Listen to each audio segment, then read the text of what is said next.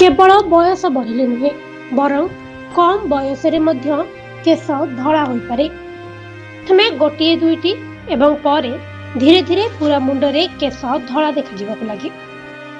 केश धला हेबा पछर कारण शरीर में कौनसी पोषक तत्व जेपरिक खनिज लवण किंबा विटामिन अभाव हो पारे। एभली परिस्थिति रे ख्यातनामा डर्माटोलोजिस्ट डॉक्टर एस कृष्ण बबर निज इंस्टाग्राम हैंडल एक पोस्ट शेयर कर शरीर में के उपादान रे अभाव जो केश धला हुए एवं यही अभाव को दूर करने कौन खाइबा उचित से संपर्क में से सूचना दी। जेतेबेले शरीर में आयरन बा लौह सार परिमाण कमिबाकु लगे सेतेबेले केशर रंग धीरे धीरे फिका पड़ जाए। सेथिपाई दैनंदिन खाद्य रे आयरन भरपूर खाद्य शामिल करबा उचित। आयरन अभाव पूरण करने आपण निज खाद्य रे पालंग शाग बीट एवं खजुरी भली आयरन युक्त खाद्य शामिल करंतु।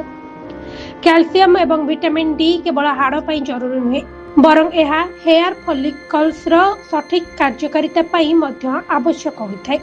निज खाद्य रे क्षीर एवं क्षीर प्रस्तुत विभिन्न सामग्री जेपरिक दही छेना इत्यादि शामिल करंतु। यह व्यतीत डाक्तर परामर्श अनुसार आपण सप्लीमेंट मध्य नै परिबे। तेबे कपर बा ताम्रसार मुंडर चर्म रे मेलानिन तैयारी करुवा एंजाइम गुड़िक अत्यंत जरूरी। जितेबेले यार अभाव देखा दिए सेतेबेले केशर रंग पई डाई पिगमेंट प्रोडक्शन सीधा सड़क प्रभावित हो पारे। कपर अभाव दूर करने राजमा बाजरा एवं 70% डार्क चॉकलेट बहुत साहाय्य करथाय। यह धला केश को प्राकृतिक उपाय कला करिबारे सहायक होइथाय।